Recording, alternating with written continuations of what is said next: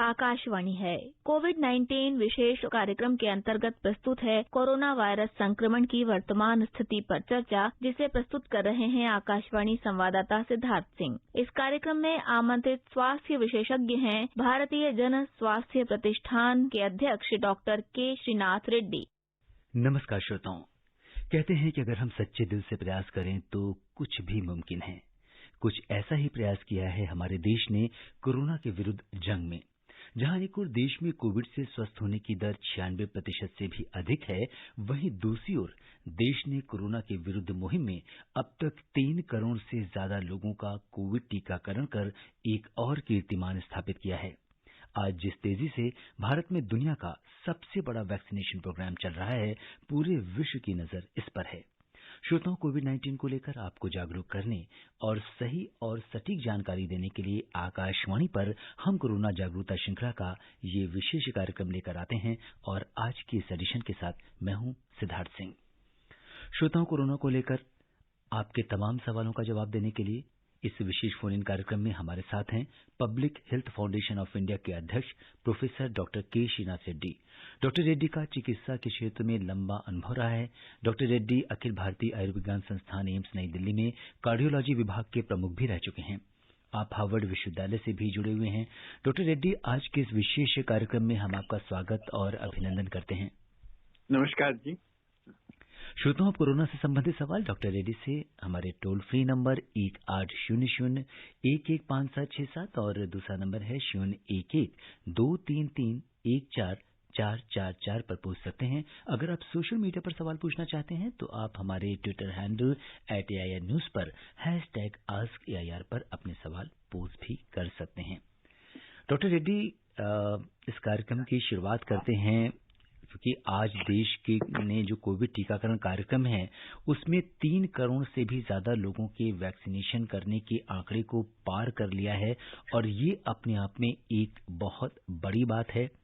आप देश में चल रहे विश्व के सबसे बड़े कोविड टीकाकरण कार्यक्रम के बारे में क्या कुछ कहेंगे?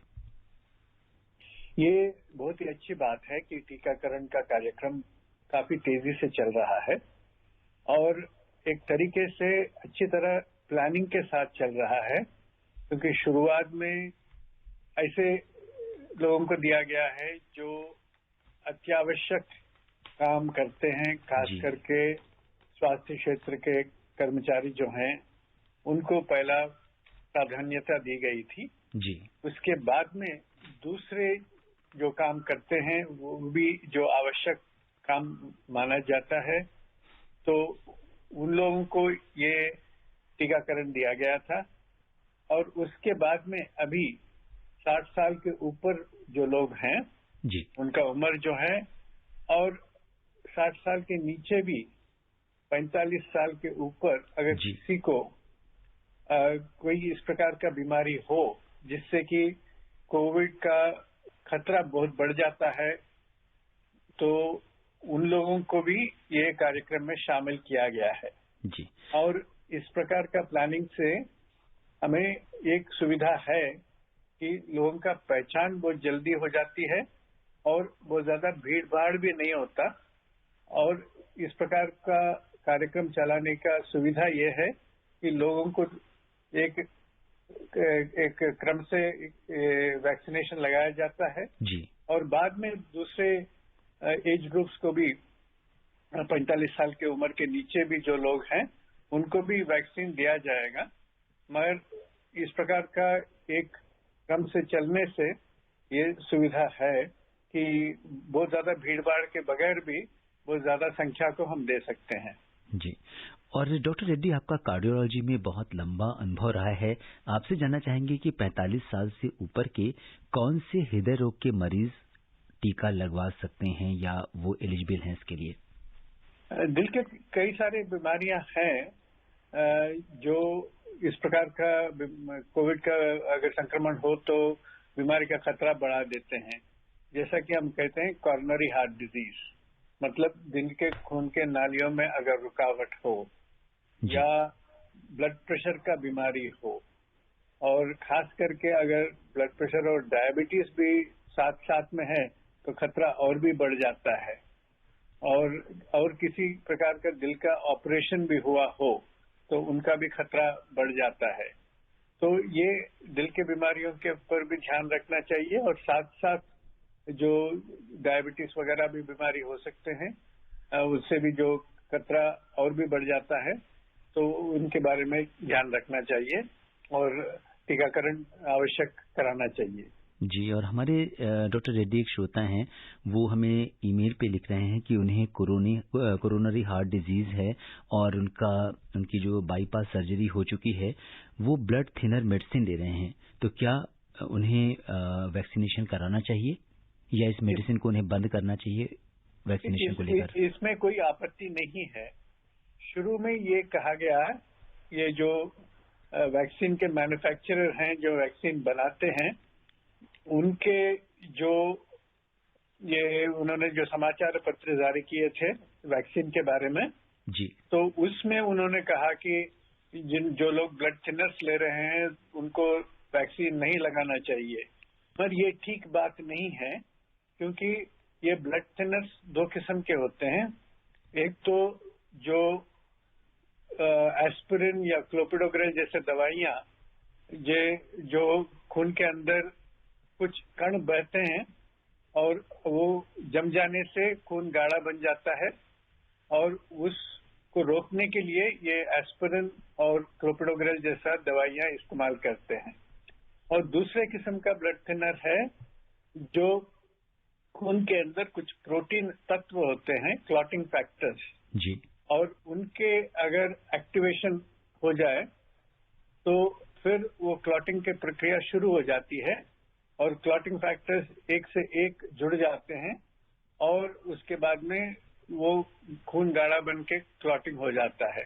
तो दो प्रकार के प्रक्रिया से हमारे खून के अंदर ये क्लॉटिंग या खून गाढ़ा बन के जम जाना वो हो जाता है जी। तो ये दूसरे किस्म का प्रक्रिया रोकने के लिए एंटीकोएगुलेंट दवाइयां देते हैं। पहले वाले के लिए एंटी प्लेटलेट ड्रग्स देते हैं। एंटी प्लेटलेट ड्रग्स में कोई भी आपत्ति नहीं है। एंटीकोएगुलेंट में भी ये देखा जाता है कि क्या वो टेस्टिंग जो आमतौर से करते हैं इन प्रकार के दवाइयां जो लेते हैं, प्रोथ्रोम्बिन टाइम या INR जैसा टेस्ट होते हैं, वो ठीक मात्रा में चल रहे हैं या नहीं।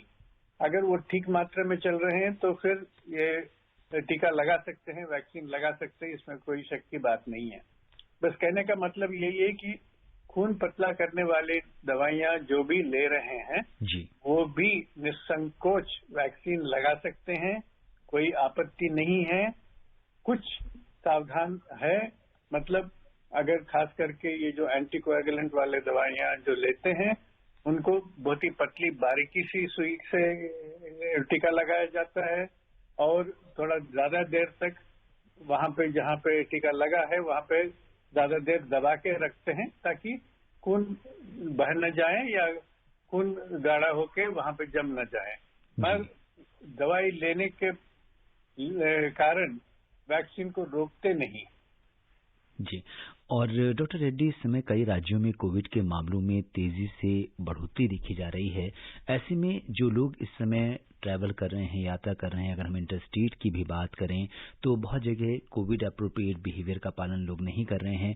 और आज ही नागर विमानन महानिदेशालय जो DGCA है उसने विमान सेवा संचालन कंपनियों से कहा है कि लगातार चेतावनी के बावजूद जो भी यात्री मास्क उचित ढंग से नहीं पहनते उन्हें विमान से उतार दिया जाना चाहिए। तो इस तरह के स्ट्रिक्ट एक्शंस की भी बात हो रही है, आप इस पर क्या कहेंगे? ये बिल्कुल वाजिबी है, ये बिल्कुल ठीक कदम उठाया उन्होंने, क्योंकि अगर मास्क ठीक तरीके से नहीं पहने कहीं पे भी खतरा हो सकता है, सड़क पे भी हो सकता है या ऑफिस में भी हो सकता है। मगर हवाई जहाज में काफी देर तक एक कमरे जैसे एक एयरक्राफ्ट में अगर लोग ज्यादातर वहां पे जम जाए और किसी को बीमारी हो और उनको पता भी न चले और उनसे ये जो वायरस उनके श्वास से निकल के दूसरों को लग जाए या कोई किसी ने खांस भी दिया तो या जोर से बोलने लगा तो वायरस का प्रकोप और संपर्क हो सकता है वहां पे दूसरों लोगों के लिए। तो ये बिल्कुल आवश्यक है कि अपने बचाव के लिए और दूसरों के बचाव के लिए ये जो मास्क पहनने का आवश्यकता है वो तो हर जगह है, हर बहिरंगिक प्रदेश में है, मगर एयरलाइन में जैसा एक छोटा सा बंद कमरा जैसा है वहां पे और भी आवश्यक है। जी, और डॉक्टर रेड्डी, हमारी श्रोता निशित सिंह ने ईमेल किया है और जानना चाहे कि बच्चों में और टीनेजर्स को कब तक वैक्सीन दी जाएगी। ये लिख रही हैं कि बतौर पेरेंट्स उन्हें खासकर छोटे बच्चों में कोविड संक्रमण को लेकर काफी चिंता रहती है।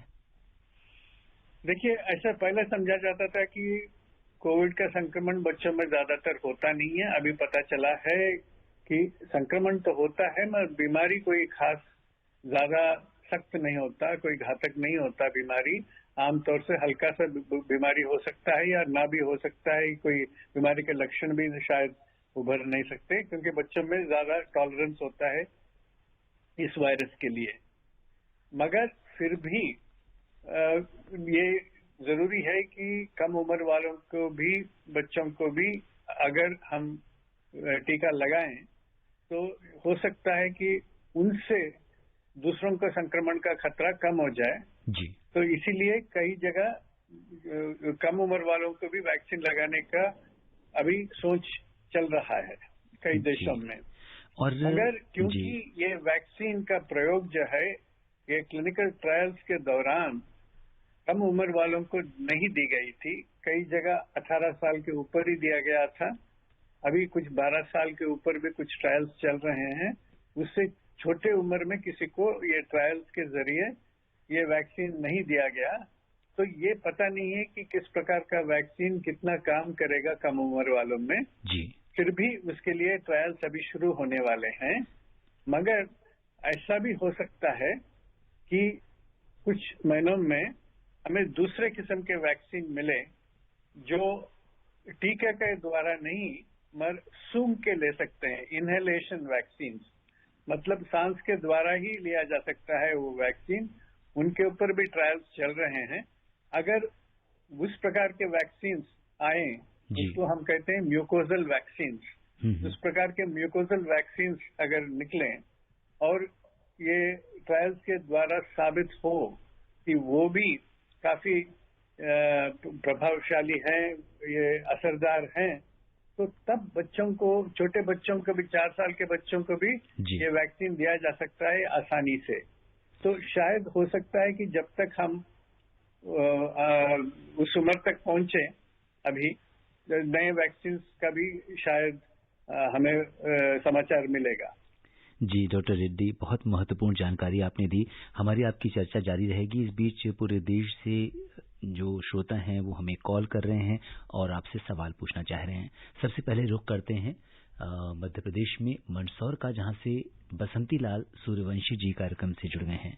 हेलो। हाँ सर, नमस्कार। नमस्कार नमस्कार बसंती लाल जी। सर, मैं सगोरिया स्कूल घाटी जिला मंदसौर मध्य प्रदेश जी, आपको भी बहुत बहुत शुभकामनाएं। मेरा 2 प्रश्न है डॉक्टर साहब के। जैसे कोरोना वैक्सीन लग रही तो फिर भी कोरोना बढ़ता जा रहा और कोरोना लगते वैक्सीन लगते रोग खत्म होगा कि नहीं होगा कोरोना वायरस?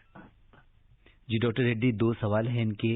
ये कह रहे हैं कि कोरोना की वैक्सीनेशन शुरू हो चुका है, इसके बाद भी कोरोना के मामले क्यों बढ़ रहे हैं, और दूसरा ये जानना चाहते हैं कि क्या वैक्सीनेशन होने के बाद, कंप्लीट होने के बाद कोरोना खत्म हो जाएगा?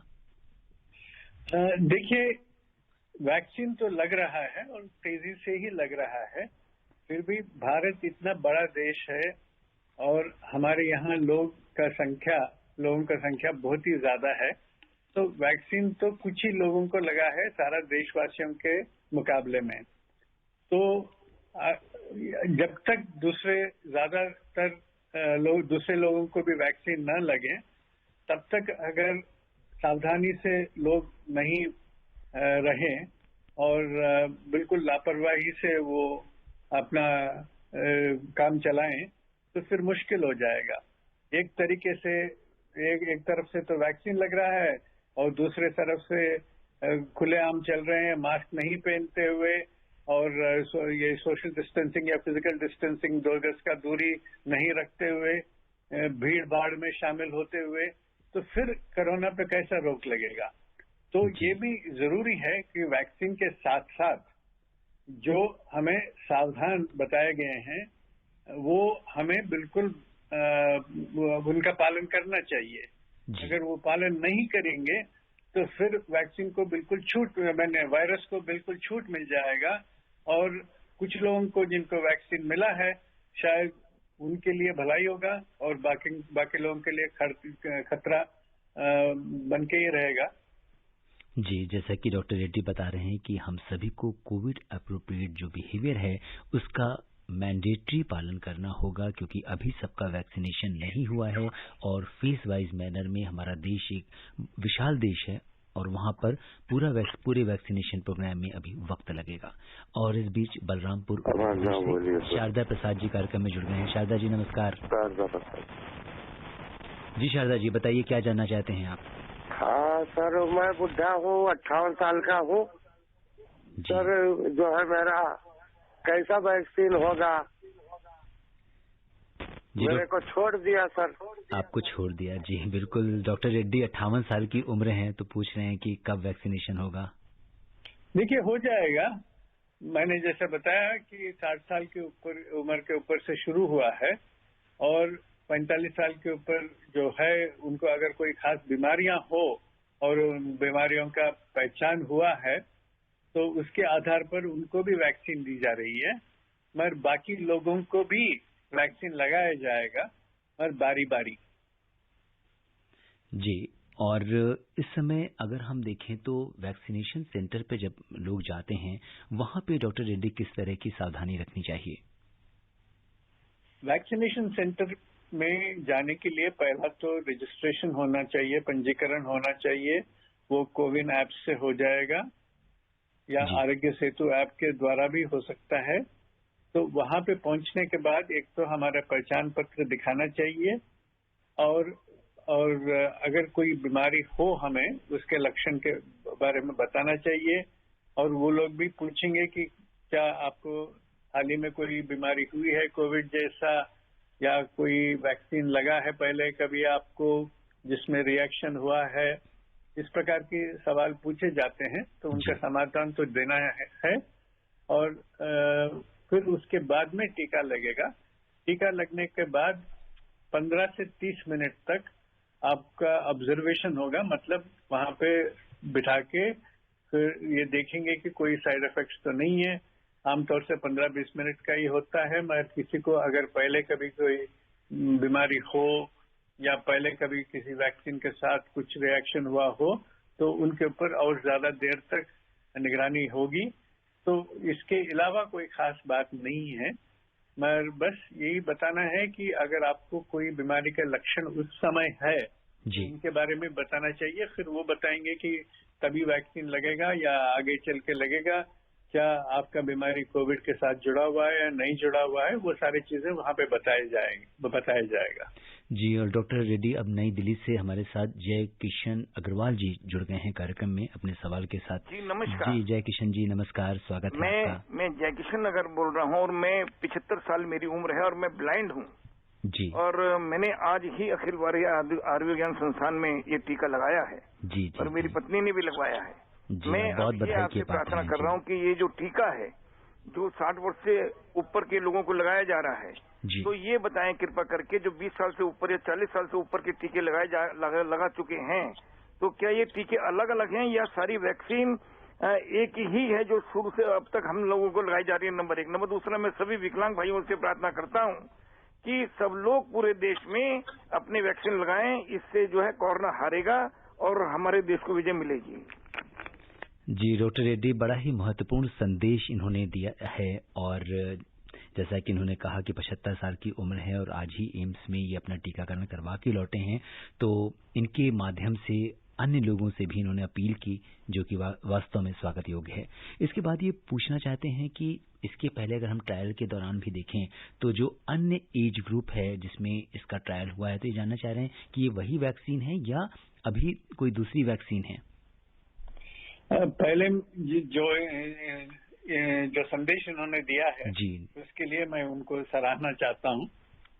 दूसरी बात जो उन्होंने पूछा है कि वैक्सीन क्या अलग अलग है, जी नहीं, 2 वैक्सीन अभी इस्तेमाल किए जा रहे हैं पूरा भारत देश में, उनका विनियोग हो रहा है।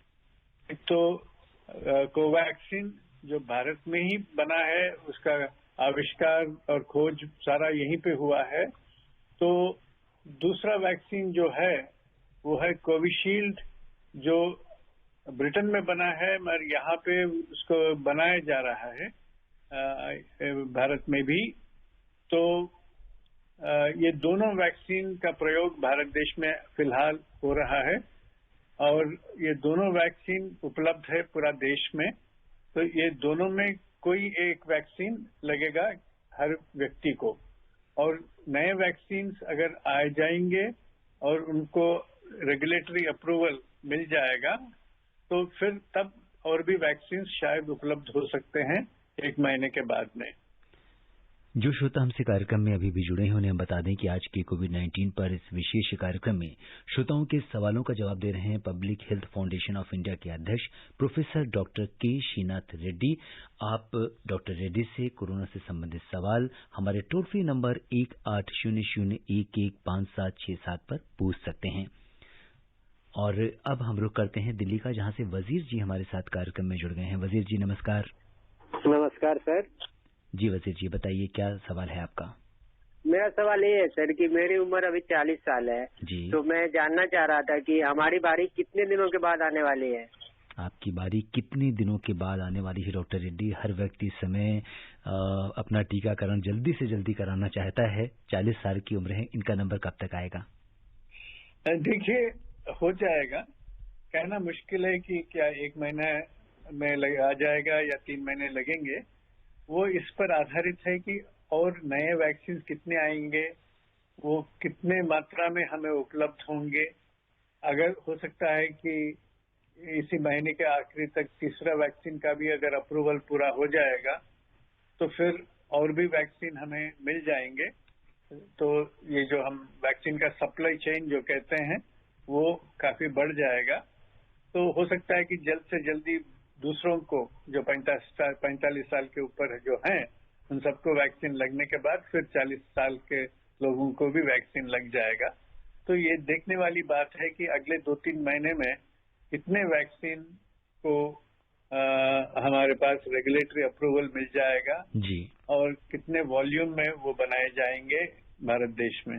और डॉक्टर रेड्डी आपसे ये भी जानना चाहेंगे कि जैसे हम देख रहे हैं कि हमारे देश में तो कोवैक्सीन और कोविशील्ड है ही, इसके साथ फाइजर की वैक्सीन है, मॉडर्ना की है, और अब जॉनसन एंड जॉनसन ने भी अपनी सिंगल डोज वैक्सीन लॉन्च की है मार्केट में और WHO से उसको अप्रूवल भी मिला है इमरजेंसी यूज के लिए। क्या ये वैक्सीन क्या है? देखिए, ये बहुत ही अच्छी बात है कि एक सिंगल डोज वैक्सीन है। इन्होंने पहले जो एबोला के लिए वैक्सीन बनाया था जॉनसन एंड जॉनसन ने, उसी प्लेटफॉर्म को इस्तेमाल करते हुए इन्होंने एक सिंगल डोज वैक्सीन बनाया है और वो काफी महत्वपूर्ण साबित हुआ है फेज 3 क्लिनिकल ट्रायल में। तो मतलब उसका कामयाबी का भी अभी पूरा समाचार मिल चुका है जी। WHO का भी अप्रूवल मिल चुका है और बाकी रेगुलेटरी एजेंसीज भी दूसरे देशों में खास करके अमेरिका में उसको अप्रूवल दे दिया है। मतलब उन्होंने कह दिया कि ये बिल्कुल ठीक है। तो अगर ये ज्यादा मात्रा में बनाया जाएगा और भारत देश में भी इसको बनाने का संभावना है तो हो सकता है कि ये सिंगल डोज वैक्सीन के वजह से उसके जरिए बहुत ज्यादा लोगों को हम टीका लगा सकते हैं, क्योंकि बाकी जो 2 डोज वाले वैक्सीन है तो उसमें समय लगेगा सबको वैक्सीन देने में। अगर ये सिंगल डोज वैक्सीन का भी प्रवेश हुआ हमारे देश में तो और ज्यादा तेजी से और ज्यादा लोगों को वैक्सीन लगाया जा सकता है जी। और इस बीच दिल्ली से ब्रह्मदत्त जी कार्यक्रम में जुड़ गए हैं। ब्रह्मदत्त जी नमस्कार। सर जी प्रणाम। प्रणाम। दासा प्रणाम। प्रणाम जी। दासा, मैं मंगोलपुरी दिल्ली से ब्रह्मदत्त बोल रहा हूँ। मैंने ना अभी अपना RT-PCR टेस्ट करवाया है जी। तो मुझे मोबाइल पे SMS से ना लिखा आया कि greetings your RT-PCR test result is negative. जी। तो डॉक्टर साहब हम आपके माध्यम से जानना चाहते हैं, जो रैपिड एंटीजन टेस्ट है वो बेहतर होता है या RT-PCR टेस्ट बेहतर होता है? दोनों कोरोना जांचों में से कौन सा टेस्ट बेहतर विश्वसनीय होता है सर? धन्यवाद। जी डॉक्टर रेड्डी। इसमें कोई शक नहीं है कि RT-PCR टेस्ट बेहतर है, क्योंकि उसमें कम ही ऐसे केसेस निकलते हैं जिनमें कोरोना हो और टेस्ट गलती से नेगेटिव बताया जा सकता है। मतलब जो हम फॉल्स नेगेटिव कहते हैं, गलत रिजल्ट, उसमें कम होता है। ये रैपिड टेस्ट में थोड़ा सा ये फॉल्स नेगेटिव टेस्ट, मतलब गलत रिजल्ट निकलने का संभावना थोड़ा ज्यादा है RT-PCR के मुकाबले में। जी, जैसा कि डॉक्टर साहब ने बताया कि जो RT-PCR है ये टेस्ट ज्यादा विश्वसनीय है। और अब हम रुक करते हैं कार्यक्रम में ओडिशा का और बात करते हैं बोलू पटनायक जी से। हेलो बोलू जी। नमस्कार जी नमस्कार, हाउ आर यू बोलू जी? My name is Bolu Patnaik, Keonjhar district, Odisha state. My question is जी, what is the Pfizer corona injection? Doctor Reddy, he wants to know about Pfizer corona vaccine. देखिए, फाइजर वैक्सीन और मॉडर्ना वैक्सीन जो है एक नए तरीके के टेक्नोलॉजी के जरिए बनाए गए हैं।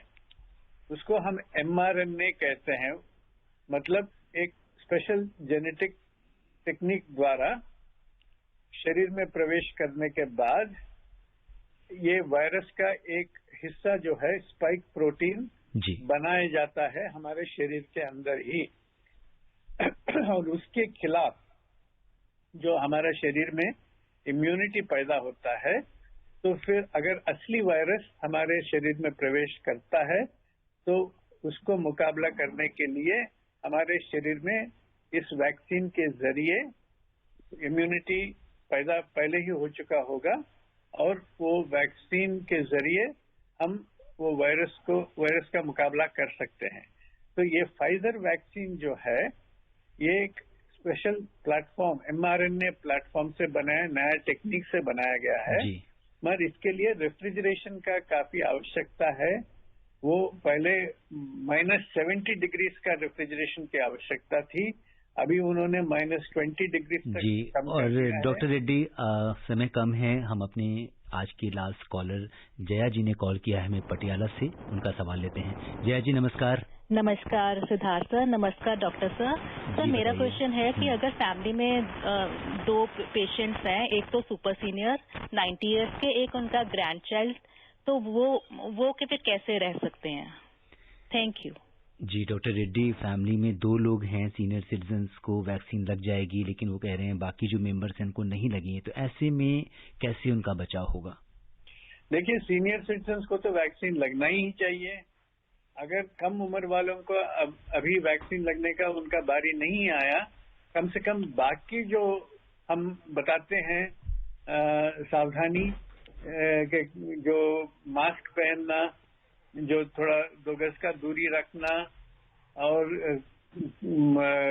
कमरे में खुले हवा का प्रवेश देना, इस प्रकार के जो सारे प्रिकॉशंस हम बताते हैं, तो वो सारे सावधानी बरतनी चाहिए, ताकि उनके लिए भी ठीक होगा कि इसका संपर्क नहीं होगा और बुजुर्ग लोगों को भी इसका संपर्क नहीं होगा। और डॉक्टर रेड्डी, अब समय इजाजत नहीं दे रहा कि हम इस चर्चा को और आगे बढ़ाएं। आप कोविड-19 के इस विशेष कार्यक्रम से जुड़े और आपने श्रोताओं के प्रश्नों का उत्तर दिया, आपका बहुत बहुत धन्यवाद।